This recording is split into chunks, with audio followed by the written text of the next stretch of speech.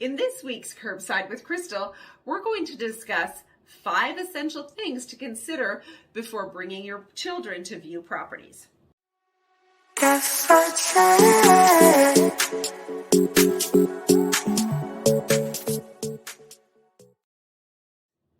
Now, should you or should you not be bringing your little lovelies during this process?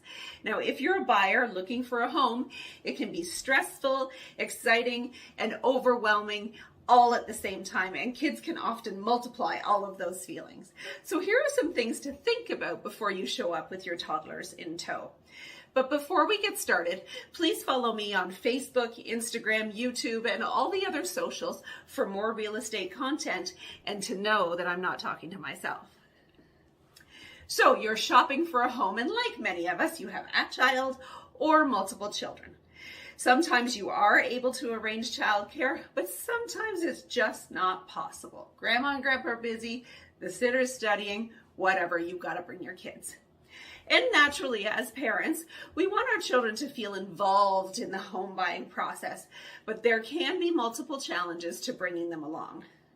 Now, let's start by saying that in many areas, we still have COVID restrictions in place, and these limit the number of people that are allowed at a viewing. Now, at the height of the pandemic, these restrictions were extremely strict, and more often than not, limited it to the buyer's agent and 2 buyers. So you really were only allowed to have 3 people in the house. Now, these limitations have eased in many areas, but don't assume that they've disappeared altogether. So if you are planning on bringing the kids or anybody else to a showing, have a chat with your realtor first to discuss the restrictions that are in place, and remember that these restrictions may differ even from house to house.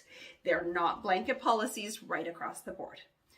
So number 1, remember that the seller has gone to great lengths to make their house show ready and pretty, but this does not mean that it's toddler proof and may present some safety concerns if you're going to allow your 3-year-old to walk through the house by themselves.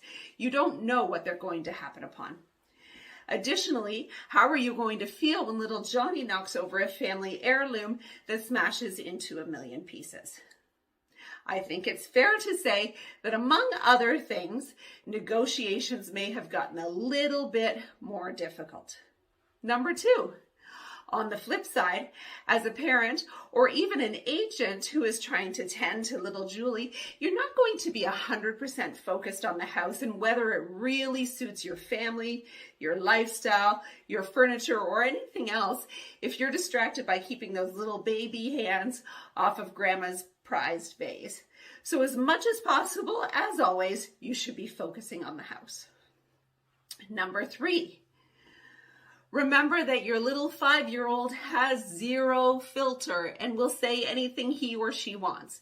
So he or she may very well spill the beans on your motivation to buy by disclosing facts to other parties that you don't really want them to know.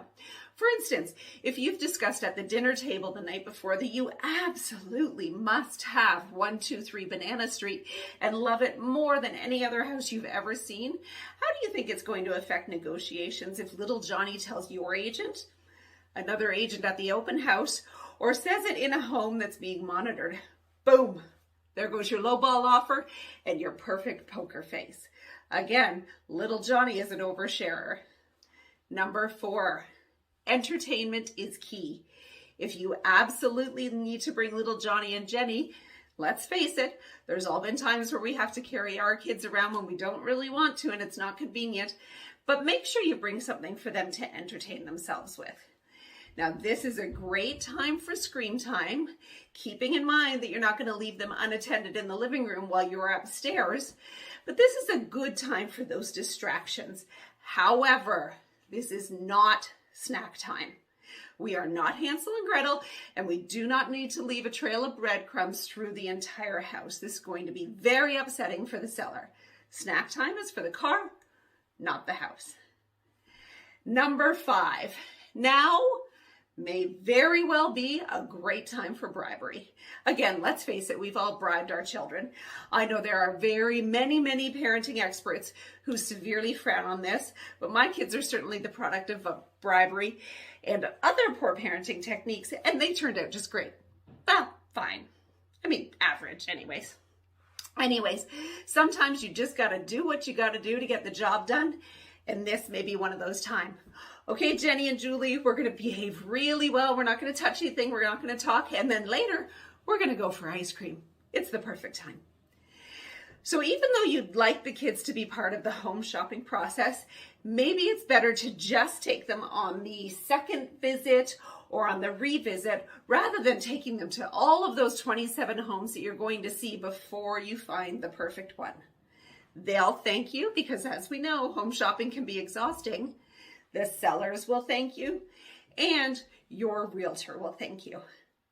So if you have any questions about the real estate market, are thinking about buying or selling, or all things real estate, just call Crystal. Just don't call me to watch your kids.